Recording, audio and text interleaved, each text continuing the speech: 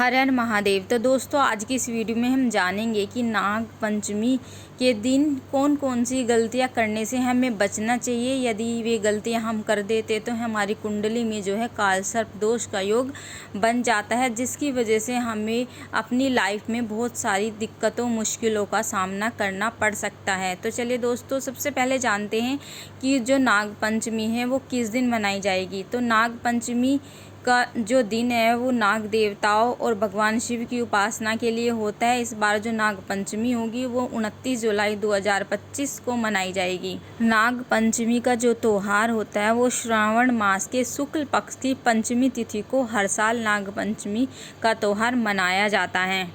नाग पंचमी के दिन महिलाएं अपनी इच्छाओं की पूर्ति के लिए और मनोकामनाओं की पूर्ति के लिए नाग देवता और सांपों को जो है दूध अर्पित करते हैं। तो चलिए दोस्तों, अब जानते हैं कि नाग पंचमी के दिन ऐसी कौन सी गलती है जिसको करने से बचना चाहिए। यदि वो गलतियां हम करते हैं तो इससे जो है काल सर्प दोष लगता है। तो सबसे पहले तो आपको इस बात का ध्यान रखना है कि इस दिन धारदार वस्तु का इस्तेमाल बिल्कुल भी नहीं करना है। इसके अलावा आपको क्या करना है कि इस दिन ज़मीन को बिल्कुल भी नहीं खोदना है। इसके बाद आपको इस बात का ध्यान रखना है कि नाग पंचमी के दिन बिना भगवान महादेव की पूजा के बिना आपको नाग देवता की पूजा बिल्कुल भी नहीं करनी है। सबसे पहले आपको भोलेनाथ की पूजा करनी है, उसके पश्चात ही आपको नाग देवता की पूजा करनी है। फिर इसके बाद तीसरी बात का आपको इस बात का विशेष ध्यान रखना है कि इस दिन काले वस्त्र बिल्कुल भी धारण नहीं करने हैं। काले वस्त्र धारण करने से आपको बचना है।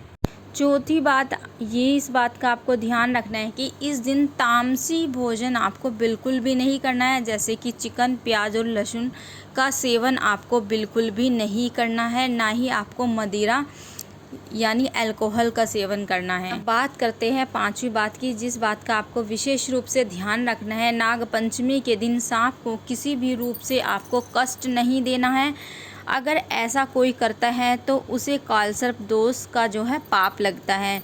तो इन सारी बातों का आपको ध्यान रखना है नाग पंचमी के दिन। यदि आप इन सारी बातों का ध्यान रखते हैं तो आप जो है कालसर्प दोष से बच जाते हैं और महादेव की पूजा आपको ज़रूर करनी है।